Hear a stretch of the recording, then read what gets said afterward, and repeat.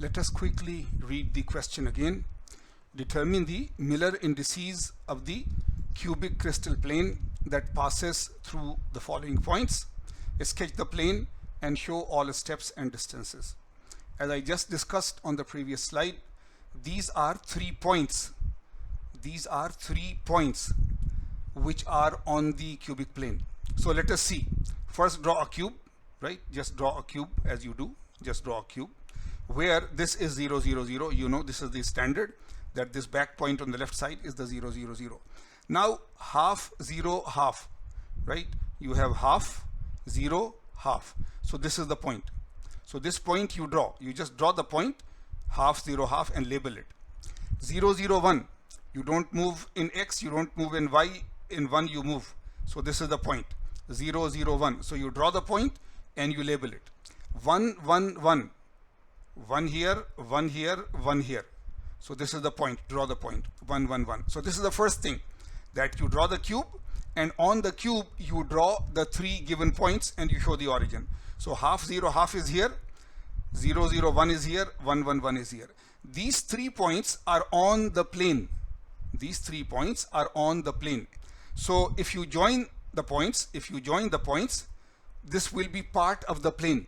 So you do that, you join the point, you join from here to here, and you join from here to here. Now this point is intersecting the axis. That is okay.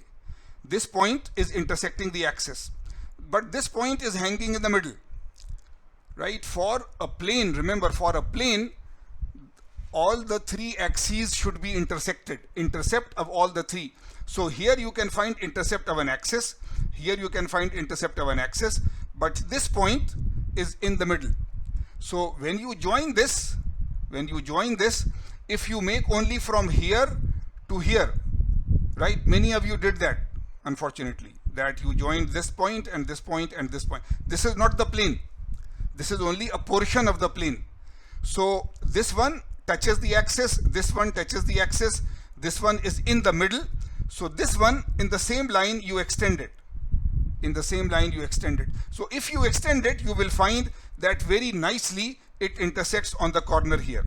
If you intersect, right, this point and this point are on the plane, you have joined the 2 lines and you are extending the line until it cuts an axis, and it will cut it here. So this is the new point. So now from here till here, from here till here, now this is a complete plane. So now this is the complete plane. Okay, this is an intercept, this is an axis intercept, this is an axis intercept. So this shaded region is your real plane. So, right, this is the real plane, and once it is there, if you try to do with the original axis, this point is okay. This point will be 1, 0, 0, right? This point will be okay. This point is also okay. This point will be 1, 1, 1. But if you try to do this point from here, then how will you do that? It is, right? How will you do that? It will fall on a negative axis or a difficult. So from here, you move the origin to this point. If you move the origin to this point, if you see, is 1, 0, 1. So this is your new origin. So you indicate on the diagram that this is the new origin, 1, 0, 1. And I am measuring from here now. So you measure the points from here. So now if you go, then on the x-axis, x-axis is this one. So when you are here, x-axis is this one. So the intercept is -1. Intercept is -1 on the x-axis. On the y-axis, it is simply 1. And on the z-axis, it is also -1, right? This is z-axis, so it is -1. So if this is your new origin, then x-intercept is -1, y-intercept is 1, and z-intercept is -1. So -1, 1, -1 are the intercepts. For Miller indices, you find the reciprocal inverted. So for -1, it becomes -1. For 1, right? So, right, 1 upon x is -1, 1 upon y is 1, 1 upon z is -1. And therefore, these are the Miller indices, -1, 1, -1. bar 1, 1, bar 1. So this is the answer, that these are the Miller indices of the plane. Now some of you I don't know, were not at all familiar with doing some problem like this. So they divided it into 3 planes. This is one plane, this is one plane, this is one plane, as if these are the intercepts of the plane. But that is totally wrong. This is a point.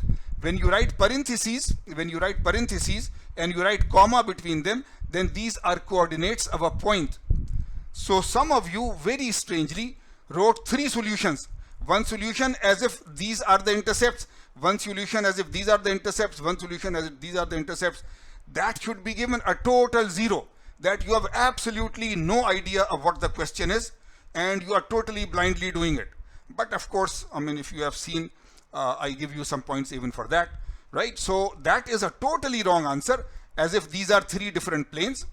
And if you draw this line and join them together, then this is also a totally wrong answer, though you are starting with the right thing, that you are drawing the 3 points and you have joined these 2, but the third side of the plane is definitely not this. So if you have done only this, then your plane is wrong and the Miller indices that you get from it are also wrong.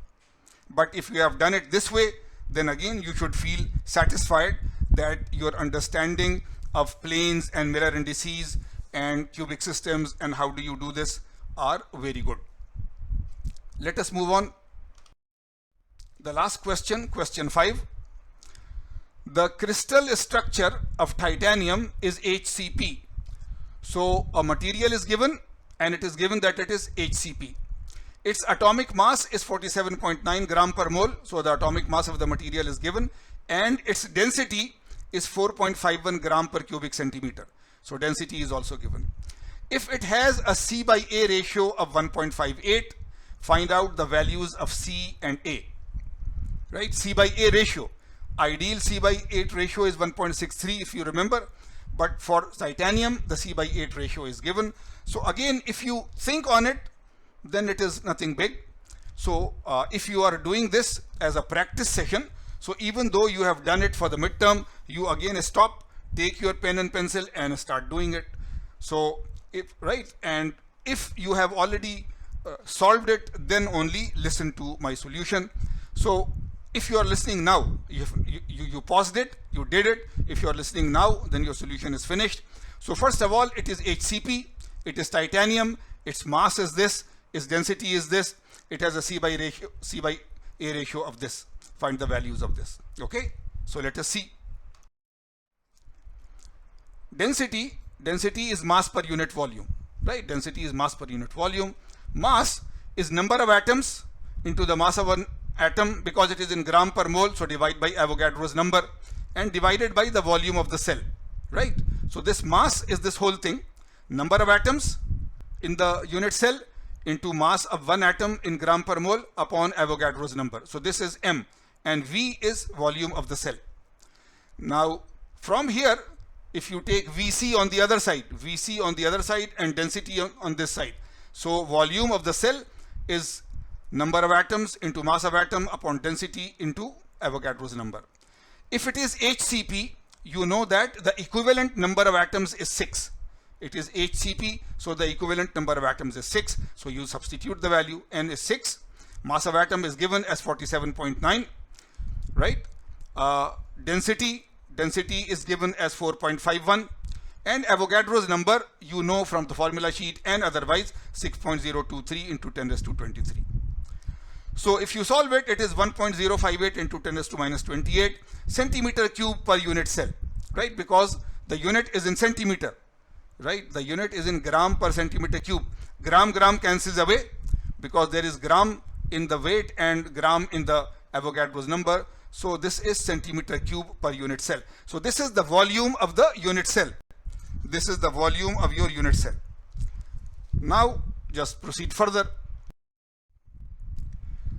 For HCP, you also know that the volume is the area of the hexagon 3a squared sine 60 into height c, right? It is a hexagonal HCP. So you know from our calculations 3a squared sine 60 we found out to be the area of the hexagon into c. Now if you were following the lectures and you were solving all the examples as we did in the lectures and the homeworks, then you will do it 3a squared sine 60.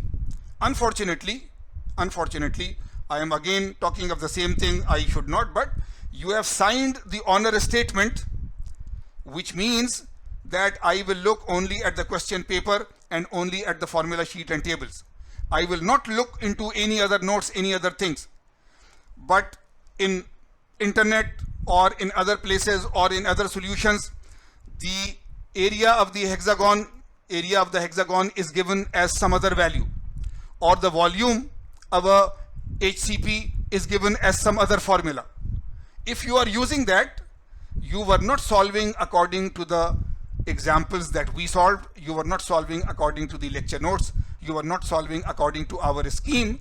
So na'udhu, though you signed the honor statement, by you I mean someone general, I'm not talking to you in general.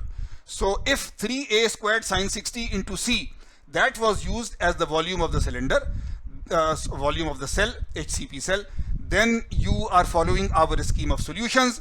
But you cannot follow our own examples, you do not know our own book, you do not know our own formula sheets and so on, and you are coming up with a formula. That formula may be right, but you are accessing, you are approaching other sources, unfortunately. So now just put the values here, right? C is given in the problem as 1.58a, C by A ratio. C by A is 1.58, so C is equal to 1.5 into 8. So for C you do this. Now all of this is A. All of this is A. It becomes 4.105 A cubed. So this volume of the cell you found on the previous page, this is equal to 4.105 A cubed. Just solve for A. A comes out to be 2.954 into 10 raised to minus 8 centimeter. So this is a correct technical value, but you know that the lattice constant is always given in nanometer. So don't leave it here. This is mathematically value wise right, but just convert it into a nanometer. And once that is there, then C is equal to 1.58 times A, right? C is equal to, so just substitute this value of A and find C is equal to this. So C is 0.2954 nanometer and A is 0.2954 nanometer and C is 0.467 nanometer. So again, as I said, that there are only two things. One is the general thing, that what is the volume of an in general mass per unit, density is mass per unit volume. So from there you find an Avogadro's number and so on. And the other is that if it is HCP, it is a hexagonal, then the volume is 3a squared sine 60. From these two equations together, you can very easily solve it. But I remind you again and again that you see, if you bring a solution which we never covered in the class, we never solved in the exams and so on, in the lecture notes and so forth, then unfortunately I have to assume that you are not being very straightforward, right? Otherwise, you see, this is there in the solved examples, in the homeworks, everywhere you are solving it as 3a squared sine 60 into c, and suddenly you bring me a totally different formula. So that will not be very nice. This brings us to the end of the midterm problems. We will continue with the tutorial by solving quiz 3 and quiz 4 for you, but for the midterm, this is the solution. We have solved question 1, 2, 3, 4, 5, parts A, part B of the midterm for you.